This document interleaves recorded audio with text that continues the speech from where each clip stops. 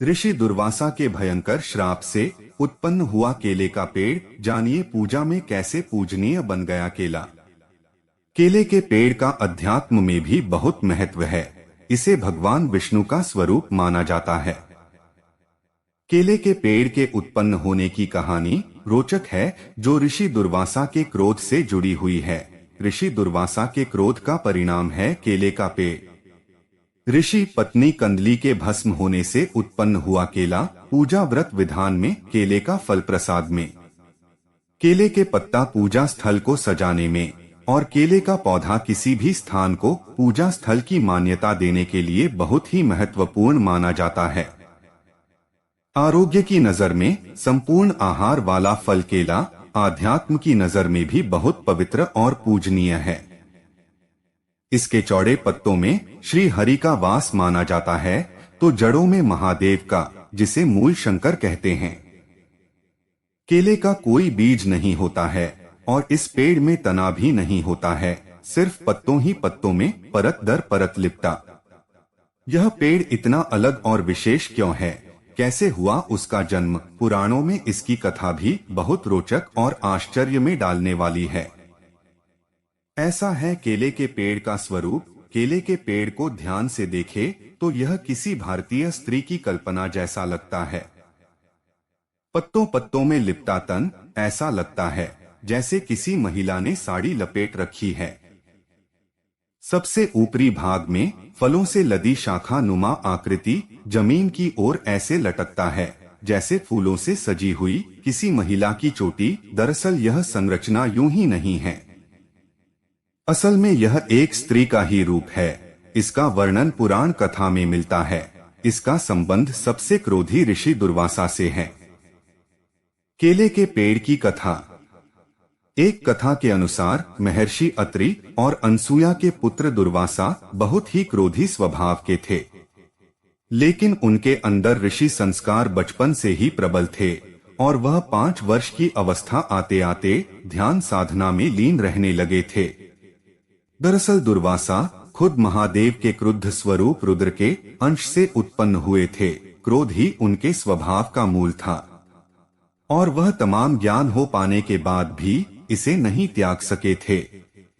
बड़े होते होते जब माता पिता ने देखा कि बालक के अंदर वैराग्य अधिक उत्पन्न हो रहा है और वह समाज की व्यावहारिकता को नहीं समझ रहा है, तब उन्होंने उनका विवाह ऋषि अम्बरीश की कन्या से कर दिया। ऋषि दुर्वासा और कंदली का विवाह। ऋषि अम्बरीश ने अपनी कन्या के कई गुण बताए और ऋषि दुर्वासा ने माता पिता की आज्ञा मानकर विवाह कर लिया। ऋषि अम्बरीश दुर्वासा की क्रोधाग्नि को जानते थे, इसीलिए पुत्री के साथ कोई अनिष्ट ना हो इसके लिए भी चिंतित थे। उन्होंने ऋषि दुर्वासा से पत्नी से कोई भूल हो जाए तो उसे क्षमा कर दिए जाने की प्रार्थना की।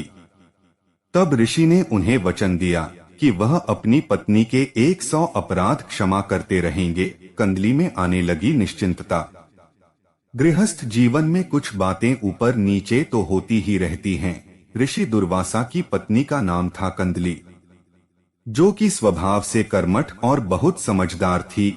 वह हर एक बात का ख्याल रखती थी, लेकिन फिर भी कभी कभी कुछ ना कुछ हो ही जाता था। लेकिन ऋषि ने उन पर कभी क्रोध नहीं किया।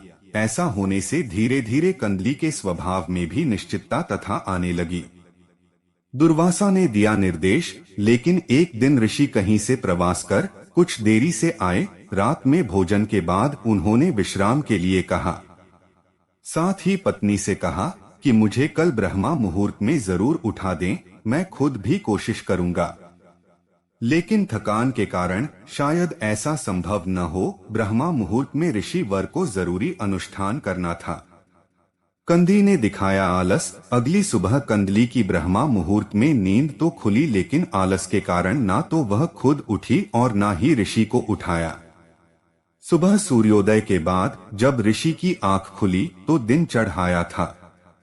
अपना अनुष्ठान ना कर पाने के कारण वह कंदली पर बहुत क्रोधित हुए और उन्हें भस्म हो जाने का श्राप दे दिया।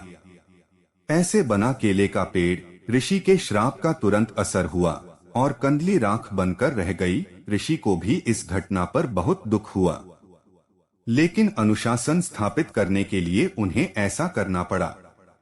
जब कुंडली के पिता ऋषि अम्बरीश आए तो अपनी पुत्री को राख बना देखकर बहुत दुखी हुए। तब दुर्वासा ऋषि ने कंदली की राख को पेड़ में बदल दिया और वरदान दिया कि अब से यह हर पूजा का अनुष्ठान का हिस्सा बनेगी। इस तरह से केले के पेड़ का जन्म हुआ और कदली फल यानी केले का फल हर पूजा का प्रसाद बन गया। यही वजह है कि केले के पेड़ की गुरुवार को पूजा होती है। मित्रों, आज की वीडियो में बस इतना ही। वीडियो पसंद आई हो तो इसे लाइक और शेयर करें। ऐसी ही और धार्मिक और पौराणिक जानकारी के लिए हमारे चैनल को सब्सक्राइब करें। जय श्री हरि विष्णु।